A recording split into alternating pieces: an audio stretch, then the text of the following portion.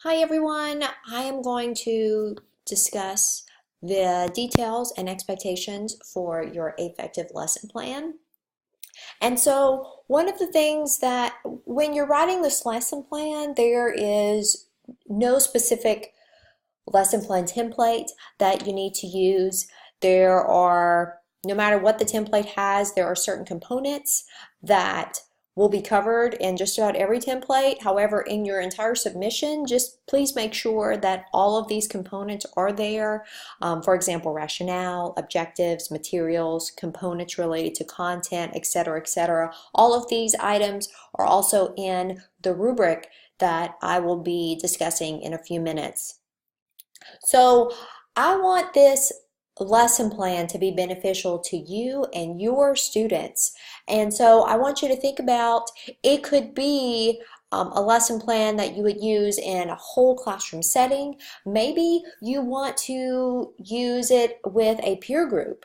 Maybe a small group of students. I know some of you or several of you all discuss the discussion groups whenever, especially the example perfectionism discussion group that I gave you. Maybe you want to have maybe some type of discussion group with your students, or maybe you want to have some type of small group counseling group. And so I want you to think about this lesson is going to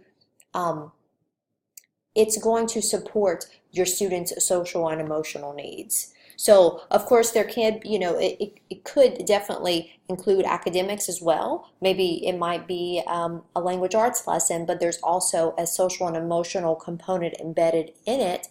However, it can just be purely social and emotional. What I would like to share with you is the rubric that I have here. And so please make sure that all of these components are completed. It should be clearly appropriate. I should see the grade level, the grader age level, the type of grouping, whether it is for gifted students, maybe it's for all gifted students, it's a homogeneous grouping, or maybe it's for your entire group.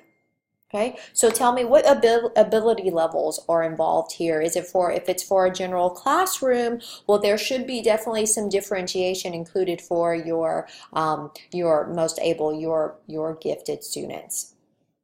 Rationale, please remember to include this part. This is something that if there is a component that students miss, or a component that students forget to include, is the rationale. And I think it's because they're focused on, okay, here's my lesson plan template, I have all the components of my lesson plan, but a rationale isn't typically in your lesson plan template. So this is just an extra section that you're going to include.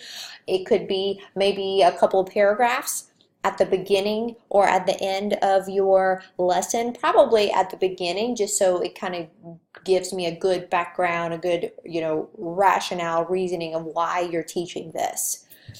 In this rationale include at least six relevant references to course readings, discussion, information. So all of the information in your modules thus far, you're going to include in your rationale. So kind of like what you did for your case study, according to Van Tassel-Baska, according to Sternberg's theory, according to Renzulli's theory. So I want you to tell me why you're doing what you're doing.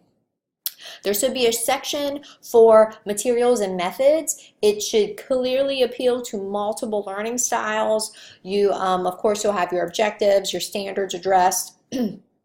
Your plan should be able to accommodate several learning styles, should be in a logical sequence.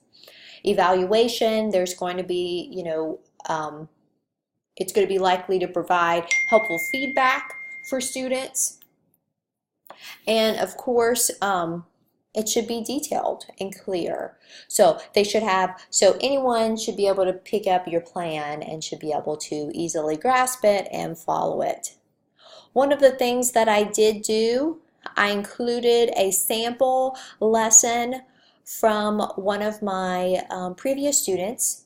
She's an art teacher, and so she created an art therapy lesson that I wanted to share with you. Now, so Of course, she did this. She actually implemented this in her classroom with her students. So she tailored it for them. And because of this, she made it realistic for her classroom setting. So actually, this lesson would occur over the course of 3 class periods instead of 1. Don't feel you have to do that by any means. I'm looking for 1 class period. However, again, I want you to tailor it for your students. So I don't want you to go overboard. But if you think like, well, I'm actually going to use it maybe next week or maybe next semester, create it for your group of students. Okay? And you can see here in her rationale, she cited various, and you don't have to do a specific format for any citations, and you don't have to actually cite it this way. You can just say maybe according to Van Tassel Basco, according to Bear, etc., etc. So this is an example, and I've gone over the rubric. Hopefully this will be helpful to you as you work through, as you brainstorm, as you create your affective lesson. If you have any questions, feel free to contact me. Thanks so much.